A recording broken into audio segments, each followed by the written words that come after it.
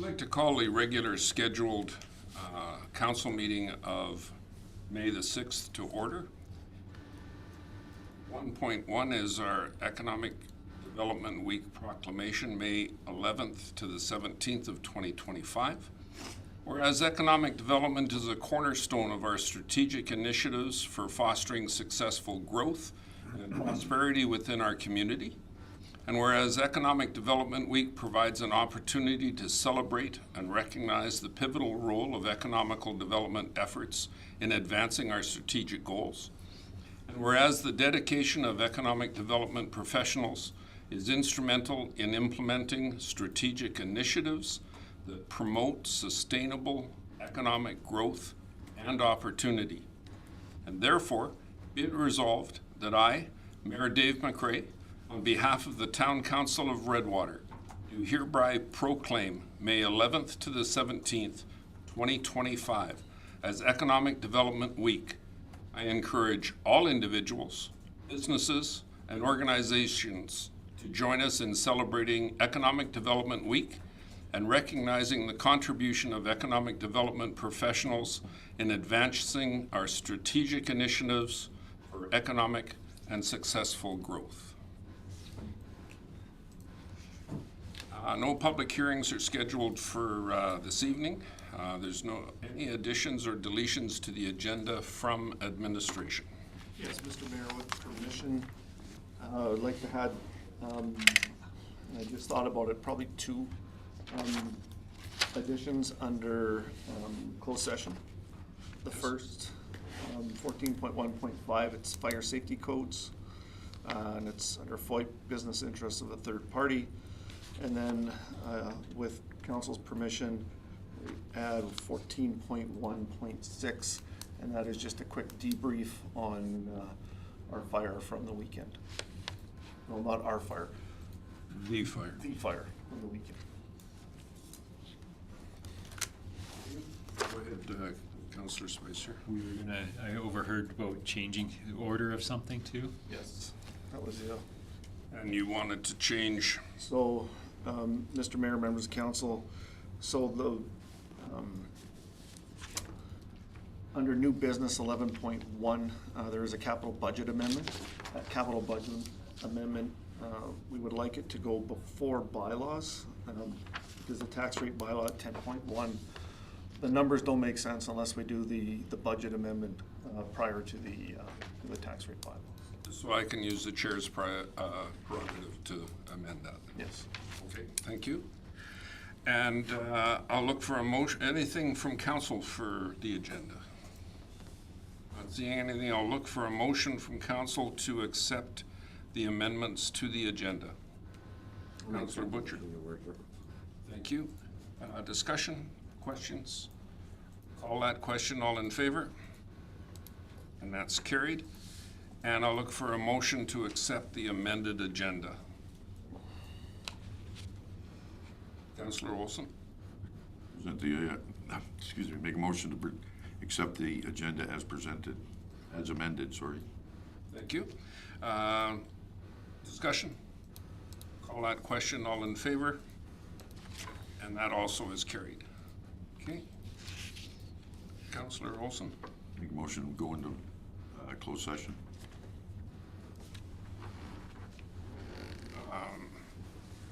Okay.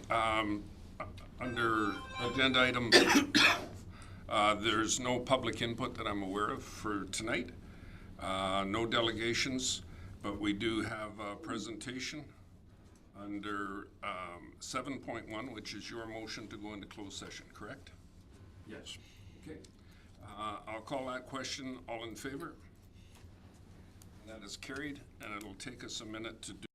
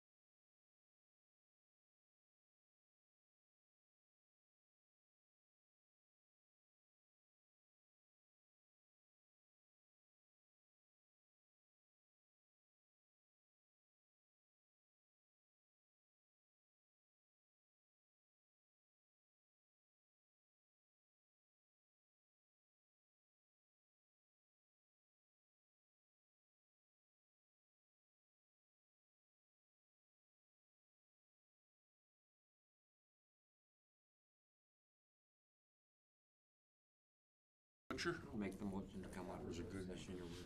Okay. Counselor Butcher, you have a motion? To make the motion to come out of closed session, Your Worship. Thank you. Call that question. All in favor?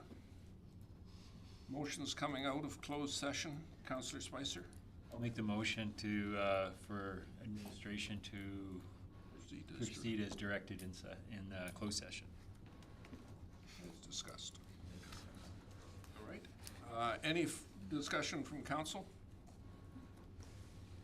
Call that question. All in favor?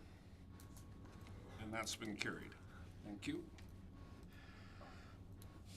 8.1, regular council meeting minutes of April the 15th.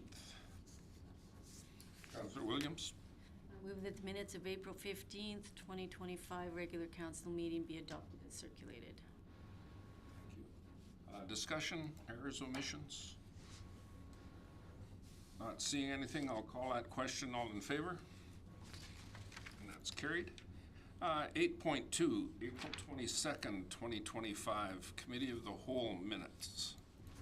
Councillor Cosby? I move that the minutes of the April 22nd, 2025 Committee of the Whole meeting be adopted as circulated. Thank you. Discussion? Any errors or omissions? Seeing none, I'll call that question. All in favor?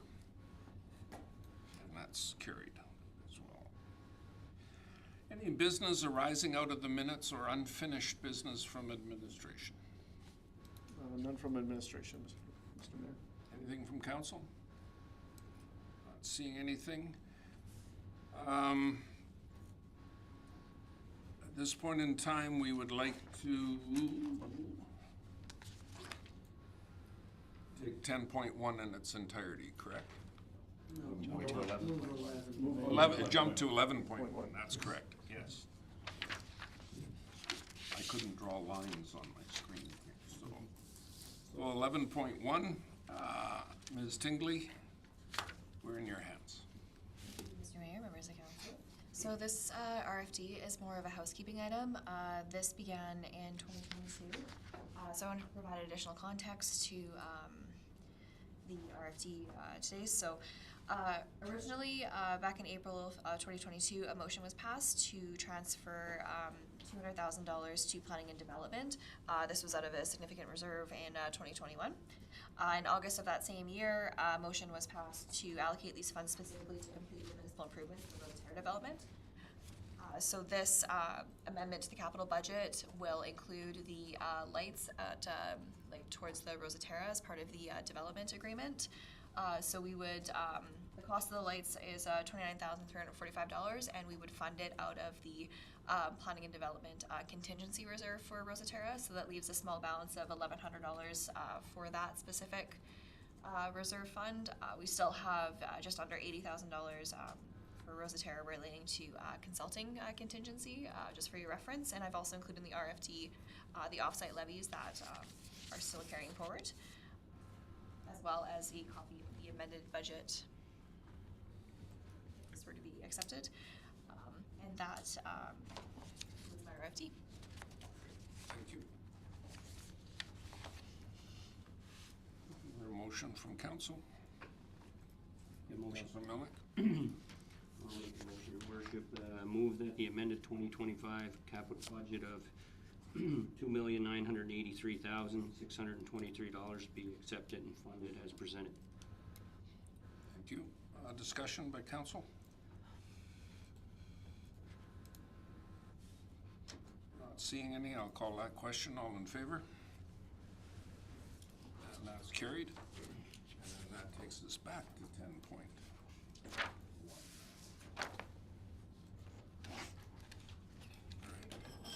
And again, Ms. Tingley? Thank you. So I'll ask if Miranda can bring up the presentation for me. So a little bit of context.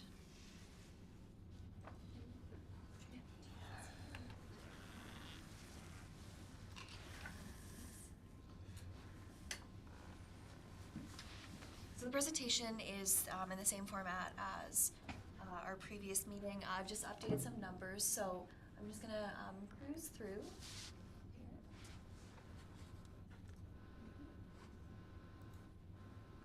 his assistant.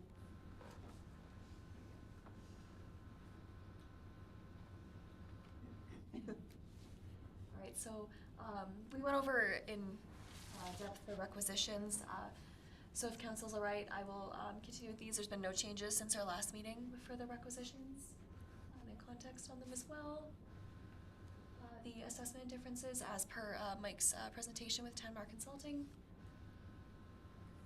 Okay, and I'm going to stay with that slide there. All right. So again, this is an annual bylaw that must be passed each year for the purpose of collecting money to cover expenses of operating our municipality that are not collected from other sources such as grant, utilities, and user fees. So some background, the residential, non-residential split that we are using at 63% and 37% respectively has been in place since 2014, so there's no changes at this time. Our budgeted municipal taxation for 2025 is $3,574,207. So this represents a 4.41% increase over the previous year, or $150,813. So before we dive in, I just wanted to go over the options one more time. So the option as presented behind me there was the option 1 to leave everything as is when calculating the taxation rates for the year, whereas options 2 through 4 were allowing for a different rate for the properties within the annexed areas. So I've included them there as a refresher from our previous meeting. But during the April 22nd Committee of the Whole meeting, a motion was carried directing administration to prepare the tax rate bylaw with the mill rate based on no changes to the current subclasses as presented in option 1. So I've attached the 2025 tax rate bylaw and corresponding 2025 tax rate presentation as per this option. So you'll see the tax rate bylaw attached using the option 1 with no changes. So again, this is option 1. And just to go back to option 2, which I don't have any slides, but they are in the RFD. So with option 2, we had a 90% reduction in the residential mill rate and the inclusion of a new subclass for annexed residential and having the farmland at a different annexed or a different rate than the residential. So again, at that 90% reduction. So we would see a decrease of $332 annually for those impacted with the farmland and annexed residential, and a increase of $5 based on the average assessment value with under that option. So option 3 was a 75% reduction in the mill rate for the residential. So this impacted the previously annexed farmland. So they would see a reduction of $831 annually.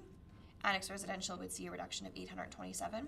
And the impact on our average residential, if you look on page 23, page 23, it summarizes all of them in one easy-to-read area. So the impact on our residential properties would be an increase of $13 annually. So that's just over $1 per year. And again, option 4, at a further reduction of 60%, we would see a decrease to the previously annexed farmland annually of $13.29, annexed residential reduction of $13.23, again annually, and then a residential increase on the average residential property of $225,000. So they would see an increase of $21 annually. When I was reviewing, Deputy Mayor Williams asked about the impact of the changes in taxation rates when we changed from the sturgeon rates to the town tax rates. So in 2023, we did a calculation based on if those properties were to be taxed at our calculation or at our tax rate as opposed to the sturgeon tax rate, and on average for the farm residential properties under sturgeon, they saw an increase of $2,000 with their new rates. How many years? One. That was 1 year. Every year. Every year. So did they not stay at the same rate though? They didn't stay at the same rate for those 17, 18 years? Like, Oh, yeah. that's what I'm getting at. Staying at Sturgeon's, yeah. So Yeah, that's what I'm getting at. So if they had been on our rate, then it would have been going up every year, right? Progressively, Yeah, yeah. That's what I was just wondering, yeah. So the proposed motions on the table are to give this bylaw all 3 readings, and that concludes my RFD.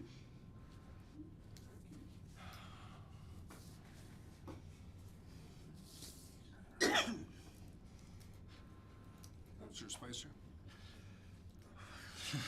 I'm going to move that bylaw Fin 03-2025, being a bylaw authorizing the rates of taxation levied against assessable properties of the town of Redwater, be given first reading based on option 3 with a 75% reduction. Reduction to 75. You said 275%. Yeah, thank you. Okay. Just having a little trouble with my screen here. Hang on one second. Okay, go ahead. So you're suggesting that the first reading be for option number 3? Yeah, the rates be based on option 3. Councillor Olson, you, Yeah, you haven't got your computer with you, but I was wondering what it would look like if we had a 2A or a 3A, like where it'd be 80%. You know what I mean? Sorry. Sort of in there, I More mean, options?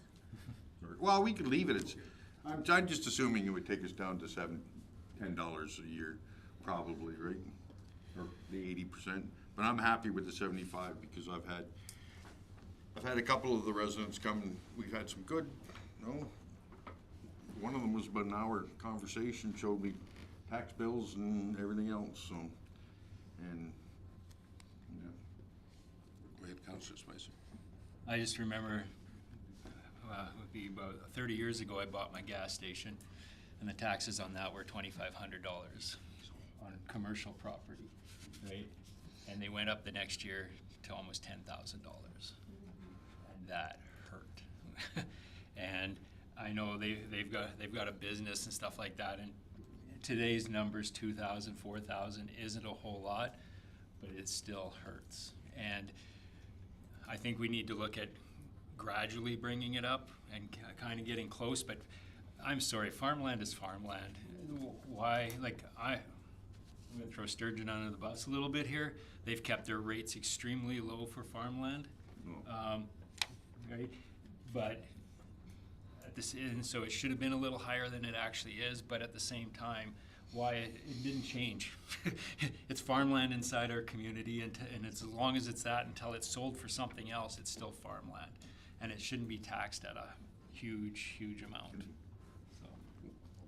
I can't understand that concept of how they lost their, I forget what. 61,000 too. I haven't figured that one out, and I talked to Minister McNally about that, and we're supposed to get him some information and see if we can get that changed. Yeah. It is a, I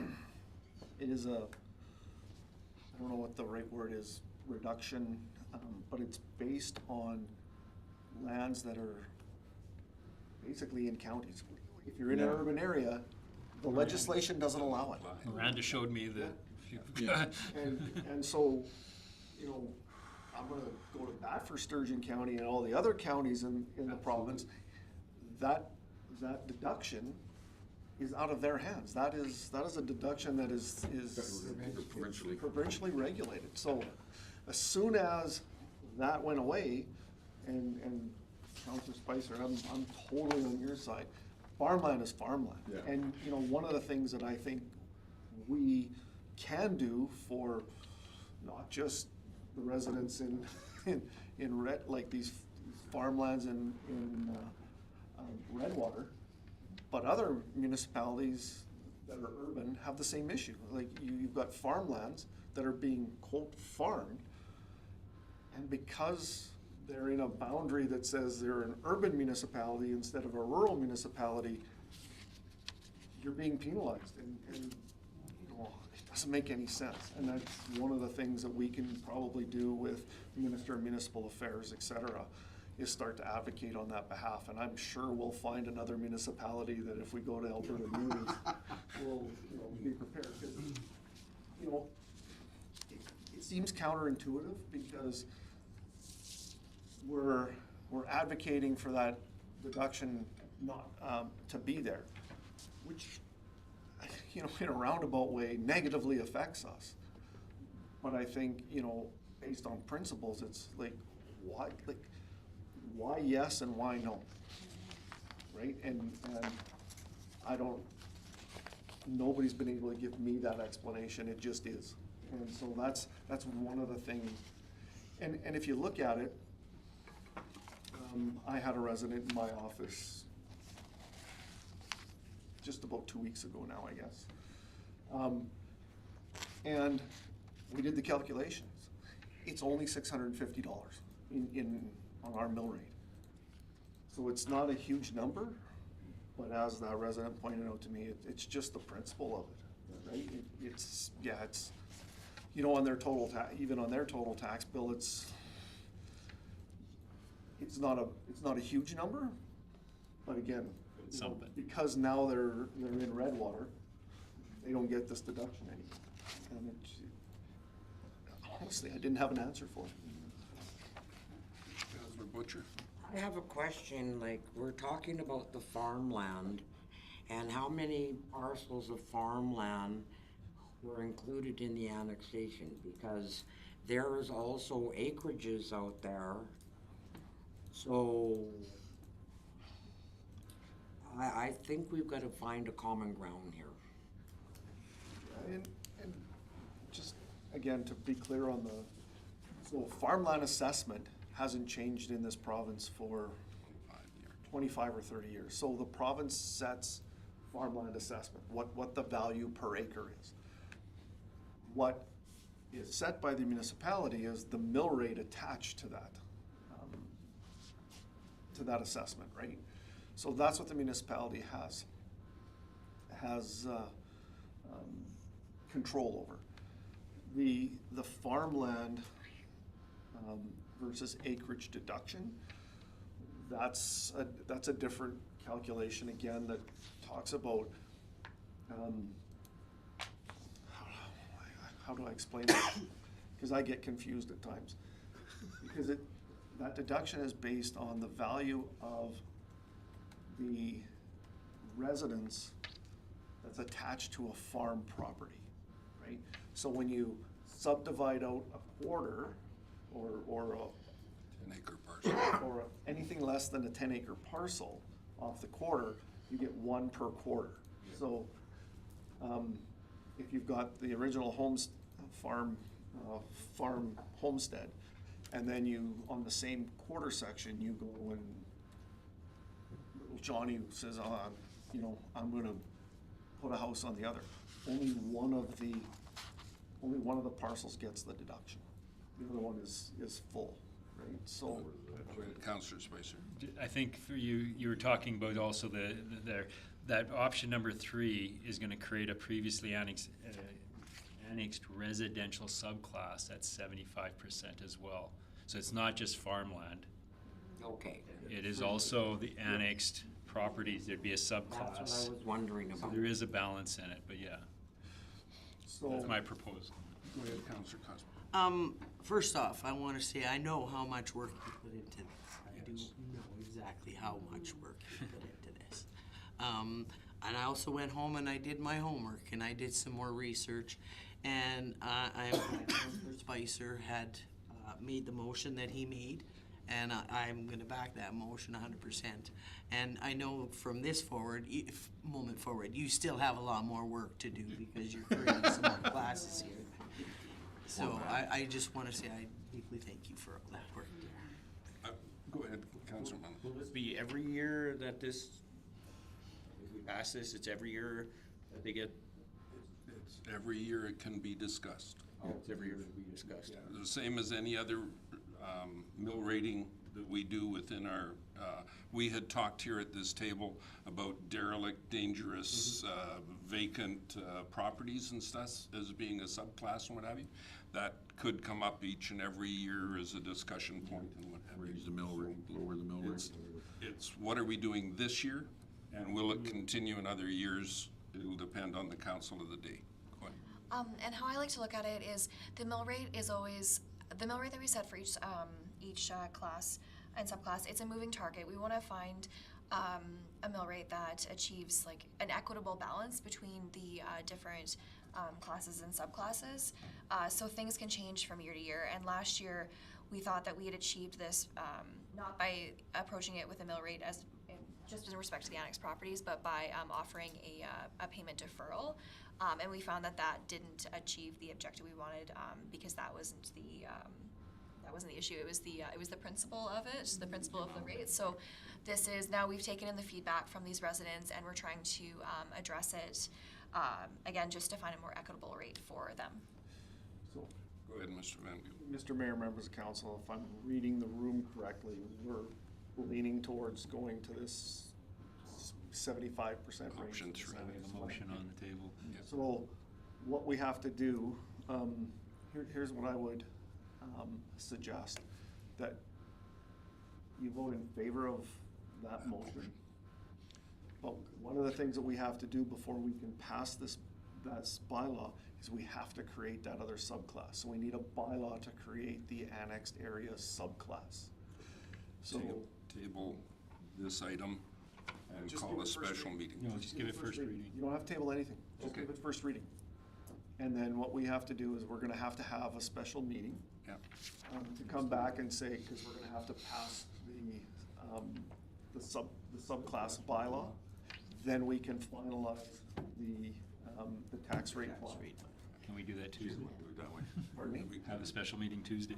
We can do it as quickly as administration is ready for it, but So, Mr. Mayor, members of the council, full disclosure, we might have started this already. We have a couple other options kind of sitting in the background, but to give us enough time to make sure that we dot our i's and cross our t's, I would ask for a special meeting. If you gave us probably half hour, 45 minutes, we could probably rush it through, but I don't think that's the right one to do. just before Ms. Tingley, I wanted to make a comment based on what Councillor Cosby and Councillor Spicer have said. As you all know, I wasn't around for the last little bit. I was out of the country. And I have 10 pages of argument that I don't need. You don't need them. Miranda was kind enough to send me the agenda so that I could look at it while I was away. But one of the things that I'd picked on to throw into my argument, because I was going to ask all of you to vote against the motion that was in our package.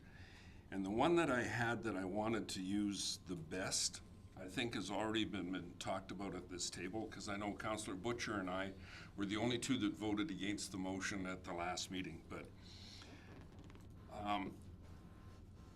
vision is a guideline for council who is to listen to the wants and needs of our community and translate it into effective and achievable policies, projects, services, and future growth.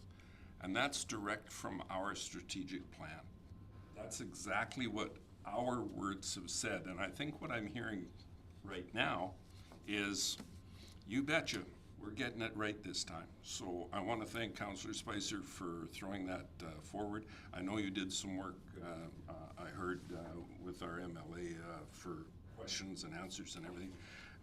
To every one of you who have taken a look at it and come up with an idea or a thought or a process or spent time with our constituents, this was, in my opinion, the biggest decision we've made at this table in a long time. And I think we're getting it right.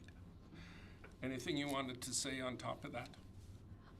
Yeah, thank you, Mr. Mayor. I just wanted to clarify that the bylaw you see in front of you, if I were to go with option 3, it is going to change the second page, just the mill rates a bit. So I'm not entirely sure if that changes any part of the motion process, because this will look different when you see it during the special meeting. I just wanted to make sure that was.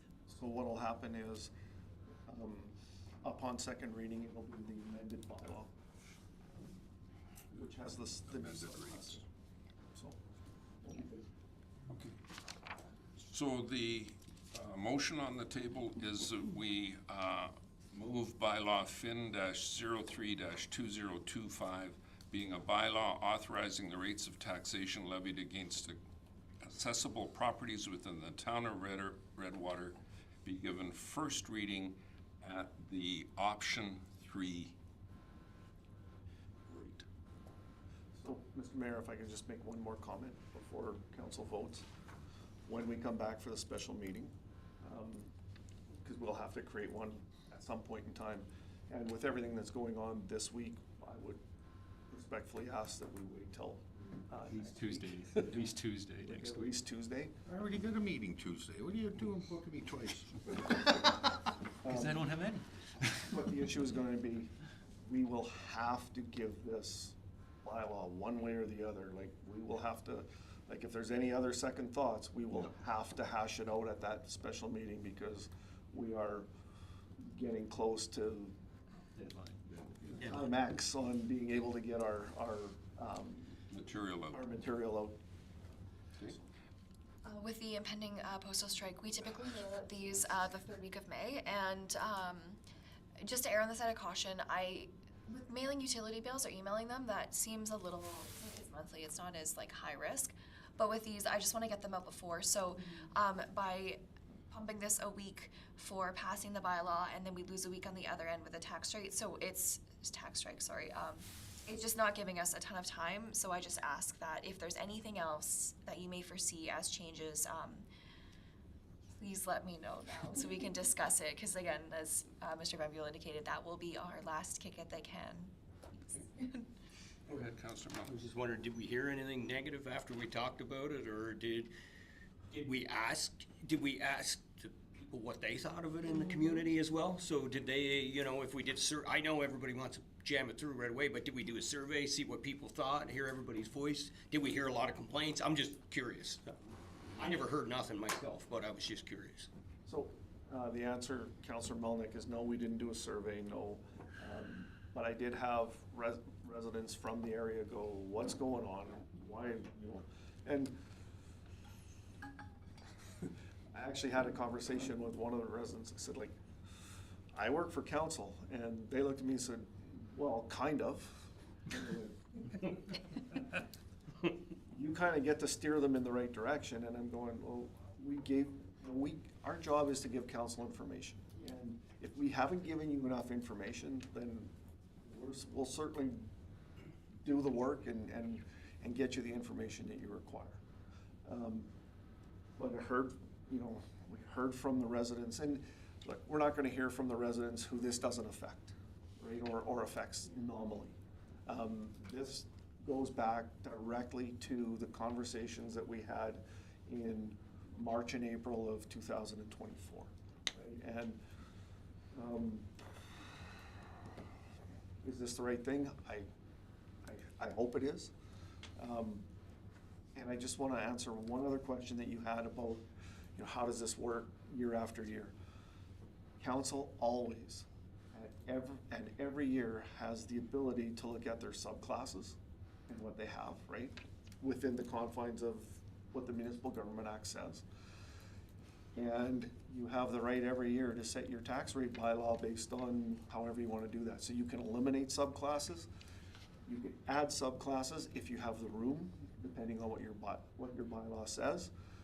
And that is something that council has the ability to do absolutely every year. So that is a decision of council. And anytime council wants to get information from administration about what this type of change or that type of change means, we'll certainly do that for you. I will say that with this being an election year and a new council, whether it's new old council or whatever that might look like come next year, your tax rate and how your subclasses are should always be one of the discussion points early in that council tenure to set the tone for the work, because you might want to totally change how that split works. Like in the information we gave you, we showed you what that split is by subclass. That is a decision that council can change at any time, through that tax rate bylaw and saying, look, we want, instead of having a 60-40 split, we want to have, over the course of our term, we want to change that to a 40-60, and get more off of our whatever class you have. And then you can start to work on it. Are you gonna do it in 1 year? Are you gonna phase it in, all the rest of that? But that discussion needs to happen early in a council tenure so that, I think not only council, but our public understands where their tax rates are going over the next little while. Does that make sense? Yeah, I was just kinda curious what the consensus was of the people, like, was there a lot of complaining, was there a lot of why, or, you know, I was just curious, cause I didn't hear nothing myself, so. Mr. Mayor. Go ahead. Yeah. Councilor. I heard nothing about people in our situation living in town. Yeah. Just the conversation with the two that I had that lived out of town. Yep. Were proper, I guess. In town, but In town, but not in town. Mr. Mayor, if I could just make one more comment. One of the things that's interesting about mill rates and subclasses and all the rest of that kind of stuff, and I said this to a council that I worked for previous, I've never seen anybody come into our office, Redwater, Lac La Biche, Parkland County, Spruce Grove, Slave Lake, Stony Plain, pick an office. Nobody ever comes into that office and says, I need to pay my mill rate. They say, I need to pay my taxes, right? And the background of that and how we get to that number is important to everybody, and it's certainly important to us. But understanding how that works and how it affects that bottom line number on your tax bill, I would tell you that less than 10% of our population has any idea how that works and how it affects. And that's not a knock on our population. I mean, I worked in municipal government for 15 years before I understood it. Right? And it's complicated, it's not easy. And so when we have those conversations about mill rates and subclasses and all the rest of that, people who are watching, I can just about guarantee you, 99% of them, their eyes glaze over and they go, just make a decision. What's that number gonna look like at the bottom of my bill? That's exactly what I look at. And I might be wrong on that, but that's, my years in municipal government, that's how people talk to us at our front counter, that's how people talk to us in our offices. just go ahead, I Councilor. just want to reiterate what Tina had said. Thank you for all the information because that helped with the decision-making on my part, because when we were at Dairy Queen, Dwayne took the initiative to talk to Minister Nally, and it was like, something just, it didn't make sense to me, and like you said, I didn't understand it fully with the first decision that we made. And by having all this information made it a lot easier to move forward with that other option. So thank you for that, Dwayne, too, because you took the opportunity and ran with it, and maybe that can help change something. Anything else from council? Motions on the table? Call that question, all in favor? Any opposition? Councilor Butcher? It's carried. Mr. Mayor, it's not on the agenda, but do you want to set a special council meeting right now? Do you want to set that time and date? While everybody's here? Or Would you prefer, perhaps, given the situation that we have, feel the temperature towards the end of the week? And I can let council know at that point in time, given that Tuesday might be the day. Sure. Does that work for you? works, 'cause, we do have some of our staff who are Yes. actively involved in the situation, so that'll give us a little bit more leeway on how we deal with that. So I'm good with that. Okay, thank you. Ms. Lane, I believe you're next. Thank you, Mr. Mayor and Council. So my request for a decision is for further amendments to our land use bylaw that we passed. There are two proposed motions on the table. One is to move that council give first reading to bylaw PD 012025, a bylaw to amend the Town of Redwater's land use bylaw PD 012023. And the second motion is to move that council schedule a statutory public hearing for bylaw PD 012025 for June 3rd at 6:30 PM in council chambers. So I'm just gonna go through a couple points in the background. So we passed third and final reading, we're given to bylaw PD 01/2023 on December 19th of 2023 with full implementation of the bylaw January 1st of 2024. Then we brought some amendments to council, and that was given third and final reading. That was bylaw PD 01/2024, being the miscellaneous land use bylaw amendments on October 15th of 2024. So since then, additional amendments have been presented to the Municipal Planning Commission on January 28th for their recommendation to council. So you will see quite a very exhaustive list in front of you of the proposed land use bylaw changes. I do want to mention the addition of office as a permitted use in the residential districts, as well as the recreation and agricultural transition was also discussed with the MPC. The MPC was favorable to adding office as a permitted use. However, after consideration, administration feels that a definition of office temporary would better suit the intent of the discussion that we had. As such, the addition of office does not form part of this request for decision, and the addition of Part 4.22, temporary office, as well as the definition of temporary office does. Further, the addition of dwelling multiple as permitted use in the downtown commercial district was presented to the MPC for recommendation to council. However, the recommendation was denied. As such, this amendment does not form part of this request for decision. There were also land use bylaw amendments to our zoning maps that were presented to the MPC for recommendation. They were also denied in that applicants should formally submit a land use bylaw amendment application. As such, these amendments do not form part of this request for decision. If you would like, Mr. Mayor and Council, I could go through the list of proposed changes, or I can leave them for you to read on your own.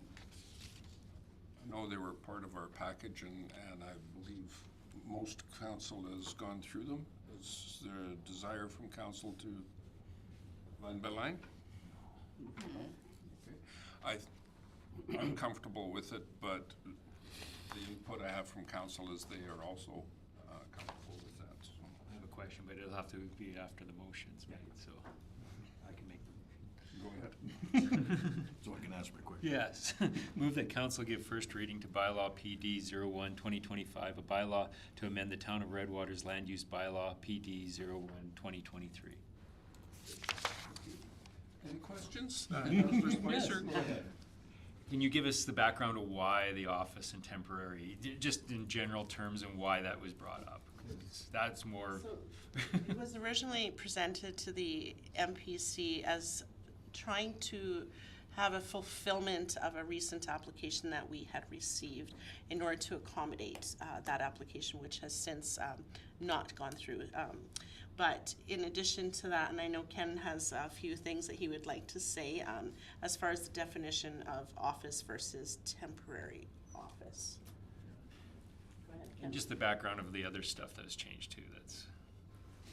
Okay, I'll do the office first. So I think from administration's perspective, permitting an office in all of the residential areas has the potential to open up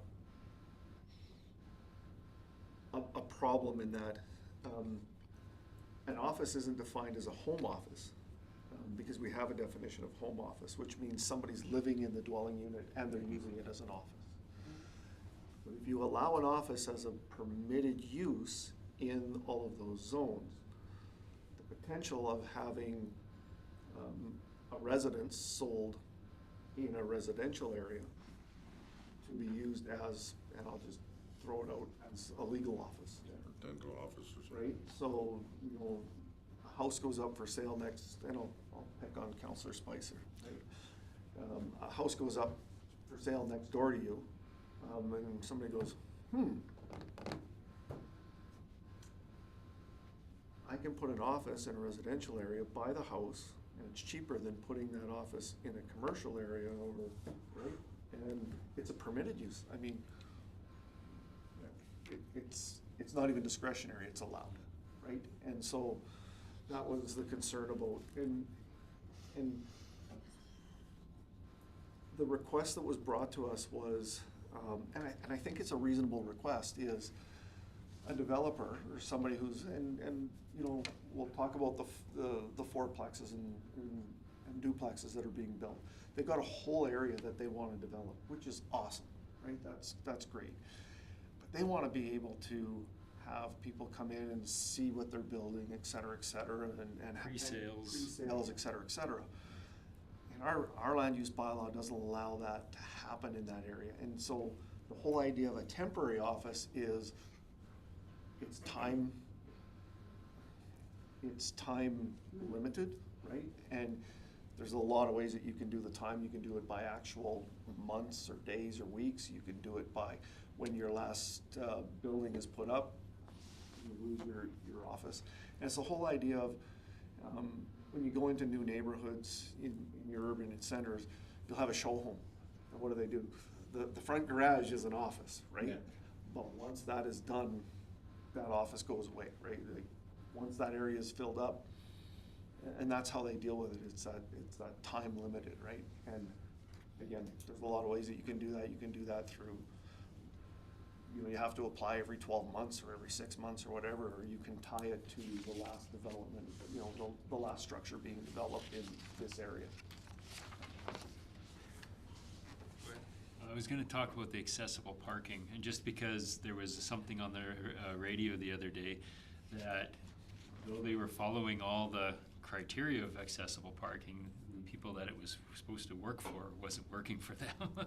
So it's just something, what it was, my understanding was, is they'd parked two vehicles together, they allowed the proper spacing, but the way they had done it, and they followed all the rules, it didn't actually allow them the ability, either the driver or the passenger could get out, but not both. So that's something to just pay attention to that, because you can have somebody that's disabled driving, they got to be able to get out, and they've got a passenger that's disabled and they got to get out. And it's easy to say, oh, they get out on this side. Well, no, because I'm on the other side of the vehicle. So just to make sure that part of it doesn't get bypassed, and that we're actually taking care of people that need those services. To throw hand in glove with that, I know when we were doing renovations at Pembina Place, some of the engineering stuff that came along and what have you is, I never knew that there was left and right-handed stalls in the washrooms, because some people aren't able to move off to the right and some aren't able to move off to the left out of wheelchairs.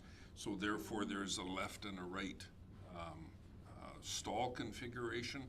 There's actually quite an in-depth process, as you're saying, but the single biggest thing that we were told is the people that developed those criterias were disabled. They were working off of ideologies and stuff, so you're correct, absolutely correct. Just to keep that in mind when we were making sure that people are putting accessible parking in it, that it really is. Okay.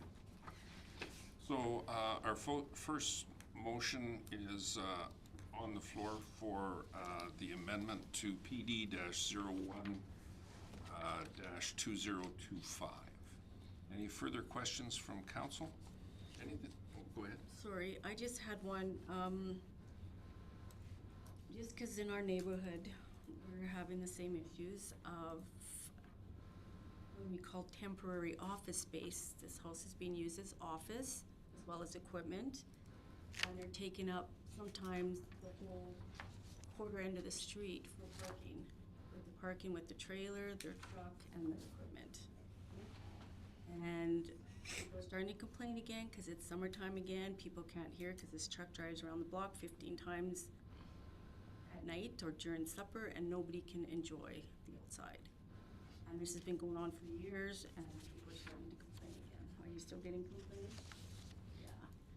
So we're not sure how we're handling that. I understand we don't have a bylaw officer, but That's why I'm wondering about this temporary office thing, if, So are they running it as is it a home-based business? Is that what it is? I don't know what they're zoned as. It's in a residential area, and they've been there for a few years, and they keep saying they're gonna be moving to, Oh, these ones again. Okay. Go ahead, Kyle. Getting back to that same situation, like, this is me going on for 7 years, and I know I did talk to Miss Lane to see if they had a business license. Now, when I spoke to you, you said their business license was in Andrew. So I'd have How to, can they run a business out of their house without a business license for this municipality? so that was brought to the attention of the bylaw officer at that time, and unfortunately, I'm not sure where it was left at. So we will bring it up again. Yeah, because I've talked to people in our neighborhood and they're afraid to call bylaw. Because these people are noisemakers and the pollution, they've got 5 diesel trucks on their on the block. And they run them all the time. and it's very hard to talk to them and deal with them because they can get, Yeah, the minute they're raging. the minute you approach them is they rage up and you're told where to go and they'll do what they want. Mr. Mayor, if I could, I'm pretty sure I know the property that we're talking about. Please leave this in my office, and I'll work with Ms. Lane and Mr. Davidson we'll find a solution. We thought we had one, apparently not. And so we're back to the drawing board. Anything further on the motion? Not seeing anything, I'll call that question. All in favor? And that's carried. Councillor Cosby had her hand up first. No, she didn't, but I'll allow it to happen, Mr. Mayor. I'll The make first one I saw. the motion that move the council schedule the statutory public hearing for bylaw PD-01-2025 for June 3rd, 2025 at 6:30 PM in council chambers. 4924 47th Street. Thank you for that. Any discussion? Call that question. All in favor? And that's also carried. Thank you, Ms. Lane, for the information. You're welcome.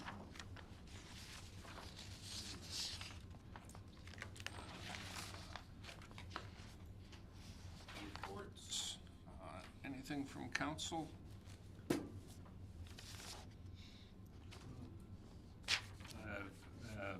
Jennifer Hager, she's Yes. been re-elected as the chair of NLLS last week, and I've been re-elected as Zone 3 representative to the executive committee. Congratulations. I did have some information. I did get a email from Dr. Alohu, who is anticipating on being here in June. She has received her permits. I don't know what process she is going to have as far as being accredited to work in the province, but she is looking at locating here in Redwater, and I have put her in touch with a real estate company so that she has an opportunity to look at residing. She's bringing 3 children, I believe. I want to say 11, 7, and 4, and her husband who has an accounting background. So, anything else for reports from anybody? Look for a motion to accept the reports as presented. I'll make that motion, Your Worship. Councillor Butcher, thank you. Call that question. All in favor? And that's carried. The correspondence, we had the Electoral Boundaries Commission information. Point out to council that we did make a submission to the federal commission after, or prior to after the last election, I should say. And I haven't seen anything personally yet as to any changes that they're proposing in Alberta. This was just notification that it was how to make a submission. And I don't know if administration has seen anything on any electoral boundary changes. I haven't, Mr. Mayor. Members of council, so something I'll look into. And because again, the process normally is after the election, they start. So the provincial election was what, about a year ago, so they'll get on their work to make any recommendations for changes, but I haven't seen anything. And there's the bio for each of the commissioners that have been appointed to. We have the Reeve of Lamont County has invited us to partake in his golf tournament on August 21st at Whitetail Landing. Councillor Cosby and I went last year, and it was a good day. We enjoyed the hospitality of the Lamont folks. And we have another invitation from Sturgeon County for their Mayor's Golf Tournament, which is June 19th, 2025. And I believe, as per our normality, we are sponsoring a burger hole that day. So if any of council would like to come and help flip burgers and meet the participants in the tournament, it's a great opportunity, and you're more than welcome. Fed Gas has advised us of a series of workshops. The only problem I had with this was they've opened it to all member elected officials, but half of the events are prior election and the other half are after election. So it's kind of difficult to say you're going to go to all of them if by chance you don't get elected after you've run in the next election. So there's the information there if anyone is anticipating in taking any of those. Please let Mr. Van Buell know, and there's the contact information to register is in the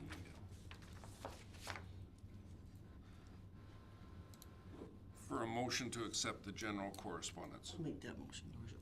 Councillor Cosby, thank you. Call that question. All in favor?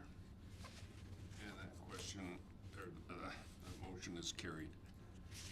13.2.1. There was a request for a proclamation. And I'm assuming this has come because it does meet our criteria. But it's a decision of council as to whether to move forward with it, as it's not one of the standing proclamations that we do.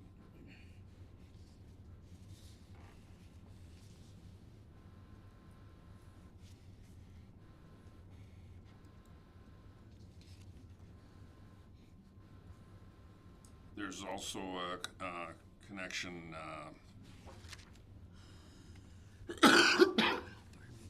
from municipal affairs. Actually, it's not from municipal affairs. It's from Seniors, Community and Social Services ministerial order attached with respect to it. Councillor Olson, go ahead. I'd like to make the motion that we accept the information from the Alberta Disability Service Professional Appreciation Week as information. Thank you. Discussion on that? Not seeing any. I'll call that question. All in favor? And that's carried.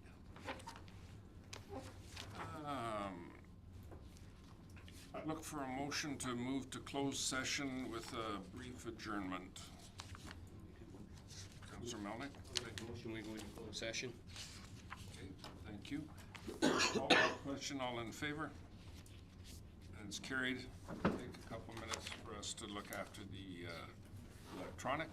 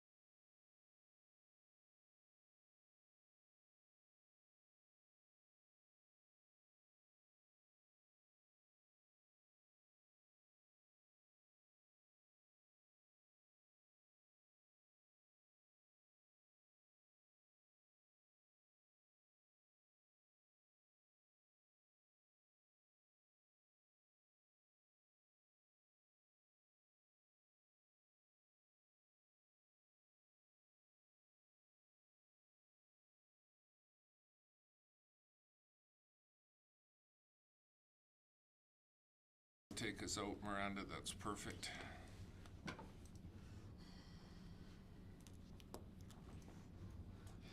make the motion that council come out of closed session. Thank you, Councillor Cosby. A motion to come out of closed. I'll call that question. All in favor? That's carried. Any motions out of closed session? Councillor Olson? Thank you. I'd like to make a motion to direct administration to carry on with the one-year agreement in Sturgeon County. Thank you. Any discussion with respect to that? I'll call that question. All in favor? That's carried. Motion to adjourn. Thank you. Just before I call a vote on that, I just would like to advise anybody who's listening that with the fire being close to Redwater, please talk to our administration, look at our webpage, follow our social media for actual, factual information. Don't listen to somebody who's knocking on your door and giving you bad information. So our hearts go out to everybody that's involved. It's a terrible scenario to be, but we will support any way we can. So thank you to administration for keeping us up to date on that. And I'll call that question for adjournment. All in favor? And that's carried.